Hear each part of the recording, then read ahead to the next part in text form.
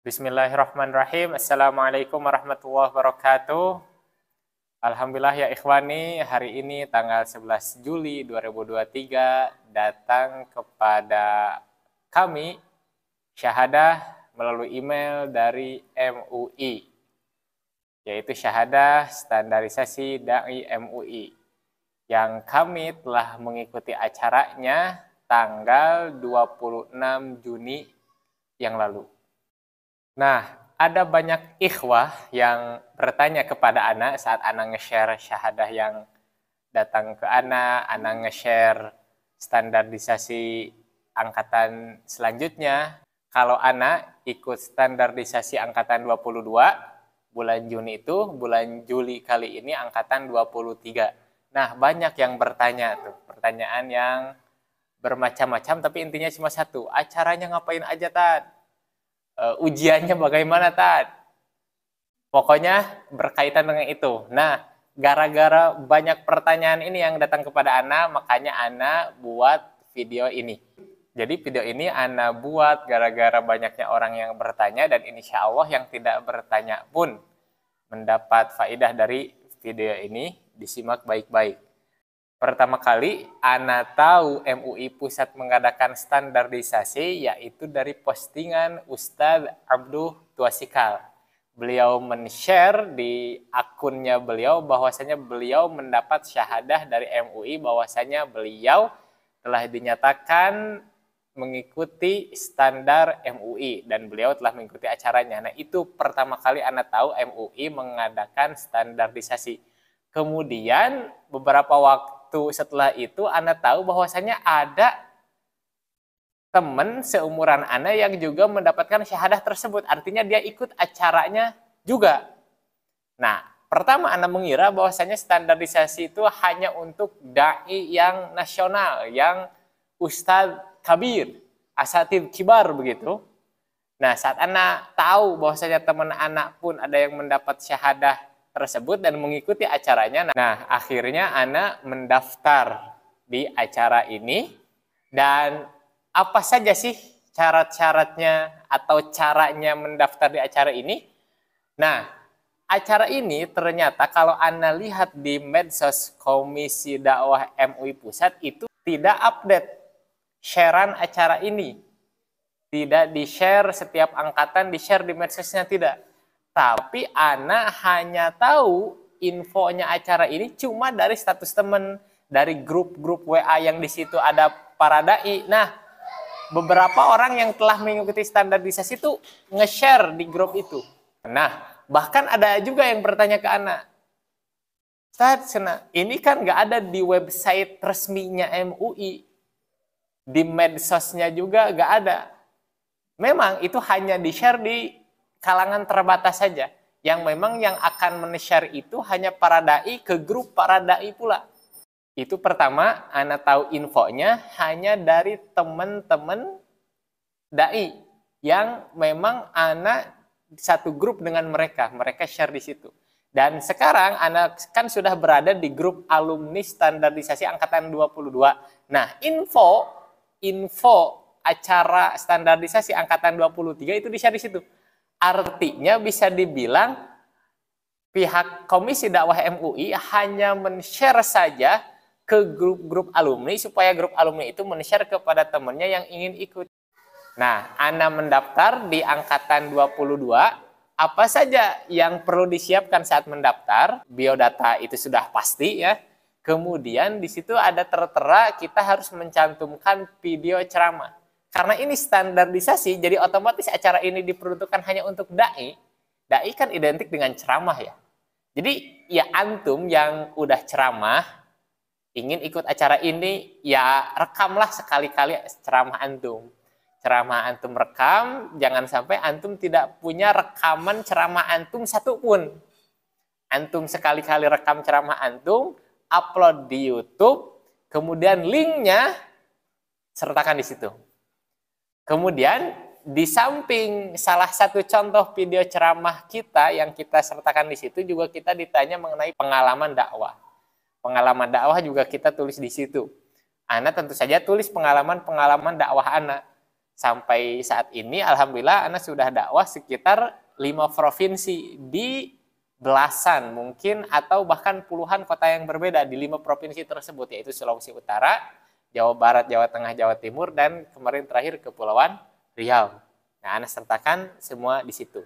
Nah, kalau diterima, kita sudah memenuhi syarat, baru nanti kita akan di WA, di chat WA, karena kan kita menyertakan nomor WA di situ. Nah, beres itu masalah pendaftaran, mudah pendaftaran. Antum tinggal daftar, diterima atau tidaknya terserah nanti. Yang penting siapkan aja apa yang perlu disiapkan.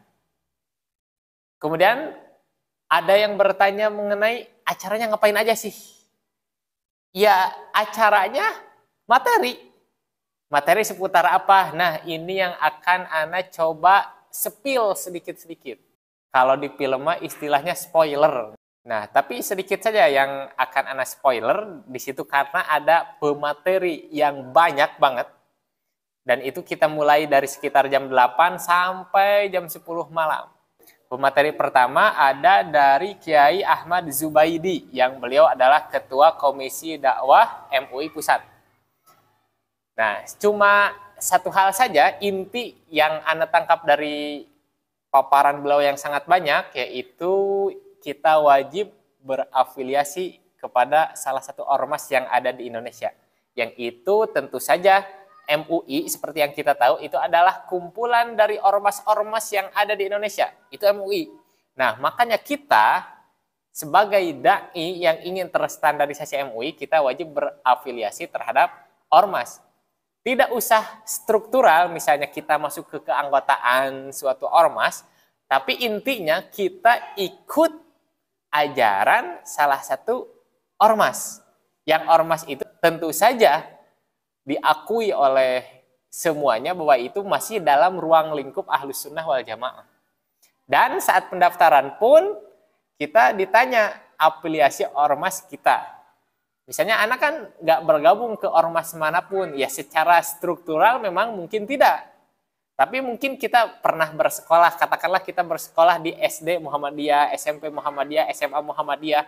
Walaupun kita nggak masuk ke anggotaan Muhammadiyahnya, ya tulis aja Muhammadiyah. Dan begitu pun ormas lain, misalnya kita lulus dari pesantren Persis. Nah, tapi kan kita nggak ikut anggota Persisnya. Nah, bukan keanggotaan yang dimaksud, tapi kita memang belajar dari ormas mana. Dan ormas-ormas yang lain juga. Nah, di situ disertakan ormas apa kita belajar Islam dan kita berdakwah di situ. Alasan beliau yang ana tangkap yaitu saat kita berdakwah dengan melalui gerakan ormas ini, dakwah kita lebih terorganisir daripada kita cuma berdakwah sendiri saja. Kita sendiri datang ke suatu tempat kita untuk berdakwah. Nah, lebih baik kita melalui ormas agar terorganisir karena ormas itulah yang akan mengatur dakwah kita di sini, dan di sini. Begitu yang ana tangkap dari beliau. Nah, kemudian pemateri selanjutnya ada dari Wakil Ketua Umum MUI yaitu Kiai Marsudi Syuhud. Inti yang ana tangkap dari beliau adalah bahwasanya ada suatu ilmu untuk memanfaatkan ilmu. Ada suatu ilmu untuk memanfaatkan ilmu. Maksudnya bagaimana? Maksudnya kita kan di pesantren atau di sekolah atau di majelis taklim, dimanapun kita belajar, kita mendapatkan ilmu. Entah itu ilmu fiqh, entah itu ilmu hadis, entah itu ilmu akidah. Nah, ilmu-ilmu itu kita sudah serap dan kita sudah pahami misalnya. Nah, agar ilmu itu bisa bermanfaat untuk diri, apalagi kita ingin ilmu yang ada dalam diri kita itu bermanfaat untuk umat juga, nah itu harus ada ilmunya. Makanya yang dimaksud beliau, ilmu untuk memanfaatkan ilmu. Artinya ilmu yang ada dalam diri kita nih udah bermanfaat, zat ilmu tersebut bermanfaat. Tapi agar kita bisa memanfaatkan lagi ilmu tersebut kepada umat, kepada orang banyak, nah itu butuh ilmu juga. Nah, salah satu yang pembahasan beliau adalah ya fikih dakwah. Bagaimana kita mendakwahkan kepada masyarakat tentang Islam ini. Agar apa? Agar ilmu yang kita sudah dapatkan, dari manapun kita mendapatkannya, ilmu tentang keislaman, kita bisa lebih memanfaatkannya, bisa membagikannya kepada umat. Karena tidak sedikit orang mempunyai ilmu, tapi dia tidak memiliki keterampilan mengajar. Artinya ilmu itu hanya berhenti di dirinya. Dan saat dia mengajar, para muridnya dia tuh gak paham apa-apa. Gak paham apa-apa. Ada orang seperti itu, makanya kita tidak boleh jadi orang seperti itu. Kita nih sudah paham ilmu yang kita kuasai, tapi kita tidak bisa memahamkan para murid. Nah, itu perlu dilatih dan itu butuh ilmu. Nah, pemateri selanjutnya yaitu dari Kiai Amir Syah Tambunan. Beliau menyampaikan tentang ke-MUI-an. Maksudnya ke-MUI-an yaitu sejarahnya MUI, kapan berdirinya MUI, visi misi MUI, MUI itu apa? Nah, dijelaskan di situ. Nah, ada salah satu inti yang ana tangkap dari beliau, yaitu beliau menyampaikan tentang masalah toleransi. Kita harus toleransi, ya kita harus toleransi, tapi jangan sampai kita kebablasan dalam toleransi. Contohnya apa? Contohnya misalnya di dalam salam, yang kita banyak dengar dari capres atau cawapres saat mereka berkampanye. Misalnya saat mereka muslim, capres ini muslim, mereka menyalami masyarakat. Mereka bilang Assalamualaikum warahmatullahi wabarakatuh. Kemudian mereka menambahkan salam tersebut dengan Om Swastiastu, Namo Buddhaya, salam apa? Nah itu. Ditambahkan dengan salam dari agama lain. Dan itu tidak boleh. Itu adalah termasuk toleransi yang kebablasan. Kita sebagai muslim menyampaikan salam ya hanya kepada muslim saja. Tidak perlu kita menyalami agama lain, penganut agama lain dengan salamnya agama lain. Tidak perlu, sangat tidak perlu. Cukup hanya kita katakan selamat pagi saja, itu sudah universal dan itu tidak, kata-kata selamat pagi itu bukan berasal dari agama kan. Nah jadi udah, saat kita bicara Assalamualaikum warahmatullahi wabarakatuh itu khusus untuk penganut agama Islam. Dan sisanya kita katakan entah itu selamat pagi atau selamat siang atau selamat sore atau selamat malam.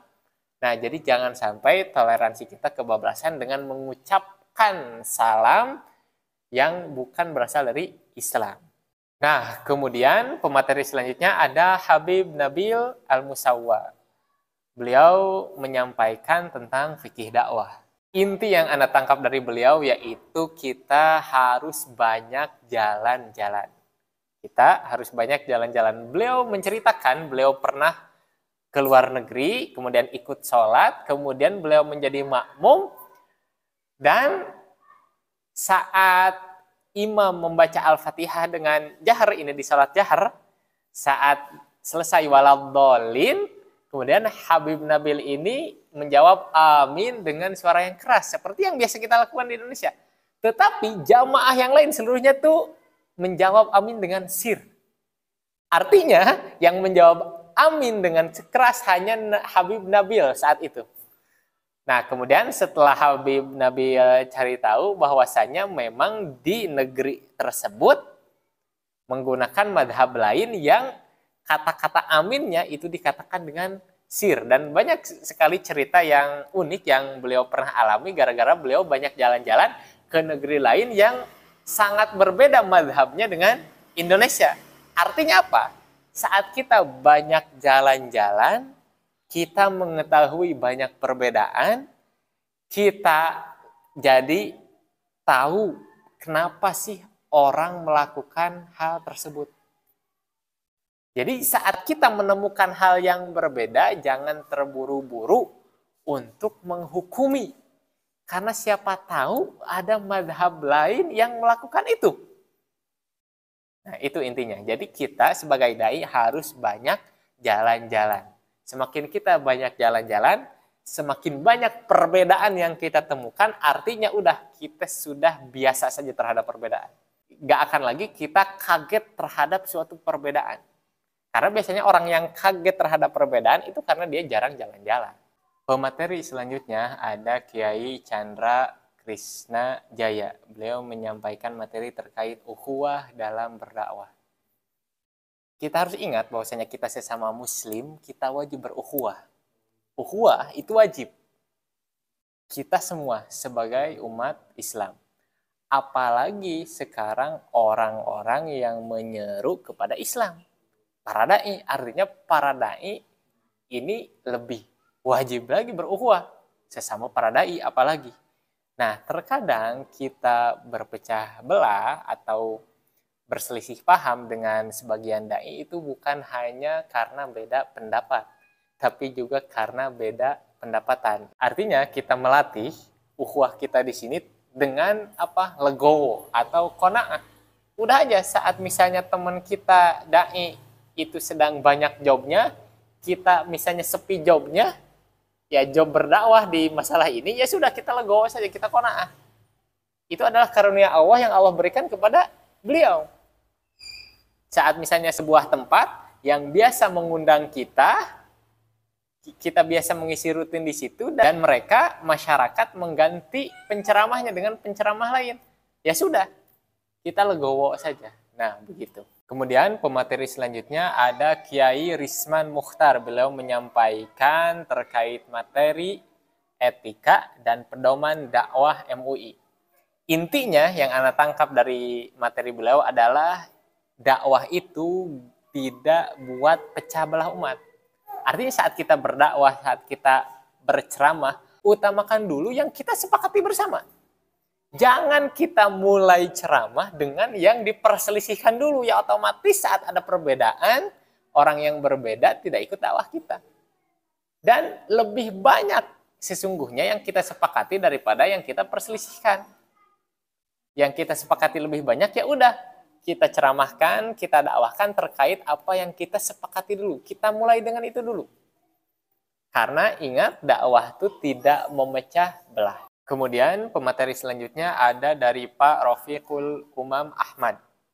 Beliau menyampaikan materi tentang hukum positif terkait para dai. Artinya beliau menjelaskan terkait hukum, bahwasanya kita tahu beberapa ustadz yang tentu saja beliau terkenal, banyak viewersnya, salah sedikit saja kata-kata beliau bisa terjerat kasus hukum. Nah, beliau mengingatkan kita nih para dai yang berceramah, jangan sampai kita juga terjerat hukum juga. Makanya salah satu quotes yang Anda tangkap dari materi beliau yang panjang adalah, ingat, kalau dulu kita katakan mulutmu harimaumu, kalau sekarang jarimu harimaumu. Artinya nih, pengaruh medsos.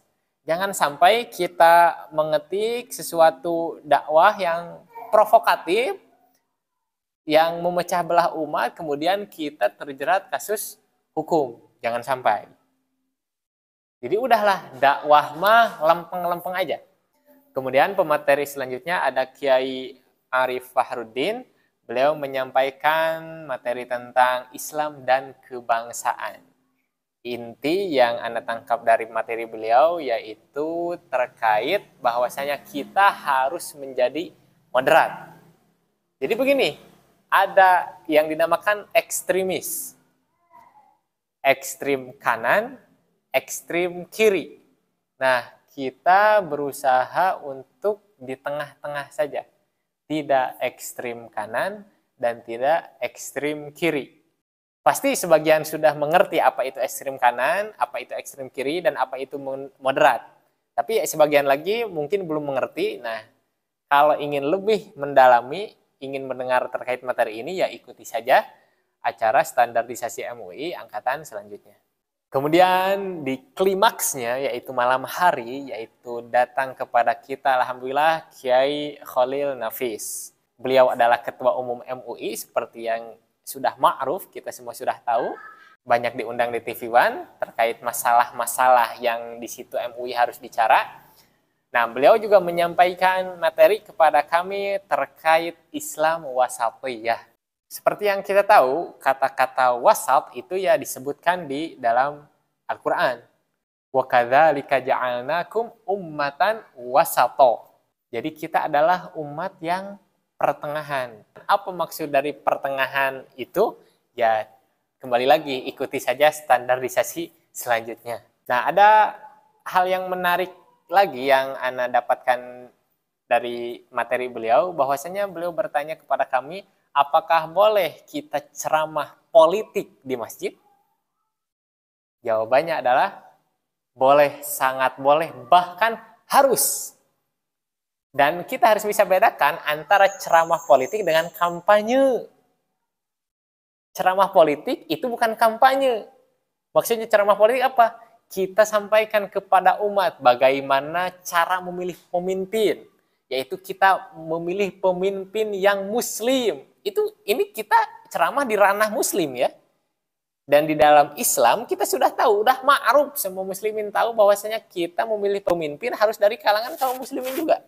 Kita sampaikan kepada umat itu boleh, sangat boleh, bahkan harus. Kita sampaikan, kita harus memilih pemimpin muslim, pemimpin jujur, pemimpin amanah. Nah, itu namanya ceramah politik. Itu harus kita lakukan sebagai dai. Tapi beda kampanye. Kita tidak menggiring umat, kita tidak menggiring para jamaah kepada paslon, salah satu paslon yang kita dukung. Entah itu nomor 1, nomor 2, atau nomor 3. Kita bebas memilih mau nomor berapapun, tapi kita tidak boleh menggiring jamaah ke salah satu paslon pilihan kita. Tapi untuk ceramah politik, tata cara memilih pemimpin, itu kita harus sampaikan kepada umat. Dan ada kata-kata menarik yang Ana terngiang-ngiang dari beliau adalah tidak usah keras-keras menghadapi pesta demokrasi ini. Tidak usah keras-keras menghadapi 2024 ini. Karena kenapa? Maulah itu yang menang atau yang kalah, yang satu jadi presiden, yang satu jadi menteri. Sudah. Kita dapat apa? Sekarang kita dukung salah satu paslon. Paslon itu menang, ya alhamdulillah. Kemudian kita dukung salah satu paslon.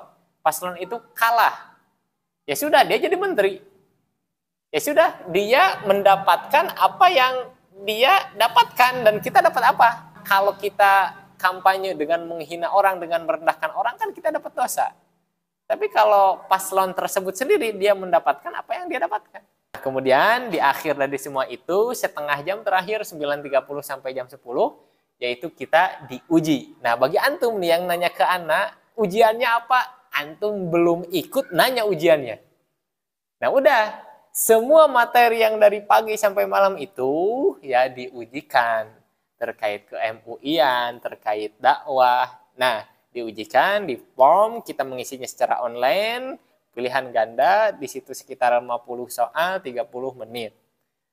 Nah, yang lulus ya lulus, yang tidak lulus ya tidak lulus. Makanya kita perhatikan materi dari awal sampai akhir supaya kita lulus. Nah, setelah kita lulus, kita sama-sama pulang, dan faedah yang lain yang Anda dapatkan juga bahwasanya kita di acara ini bertemu dengan seluruh dai dari berbagai wilayah, dan kita bertemu dengan berbagai macam ormas. Artinya kita lebih legowo lagi di acara ini. Karena ini di samping kita nih bisa Muhammadiyah, di samping kita bisa NU, di samping kita bisa ormas-ormas yang lain. Makanya kita tidak fanatik. Nah, kefanatikan itulah yang harus kita tinggalkan. Berormas boleh, bahkan MUI sangat-sangat menganjurkan agar dakwah kita semakin terorganisir. Tapi fanatik jangan. Itulah yang Ana tangkap. Makanya bagi antum yang ingin mengikuti standarisasi MUI ini, setiap bulan insya Allah ada, setahu Ana, dan itu memang hanya di-share di grup alumni, sehingga kita sebagai para alumni yang menyebarkan kepada para dai, teman kita yang jadi dai, dan grup-grup dai yang kita tahu. Nah, silahkan ikutan, insya Allah banyak faidahnya. Dan begitulah ringkasan Ana terkait acara standarisasi dai MUI angkatan 22 yang sudah Ana ikuti. Mohon maaf atas segala kesalahan. Wassalamualaikum warahmatullahi wabarakatuh.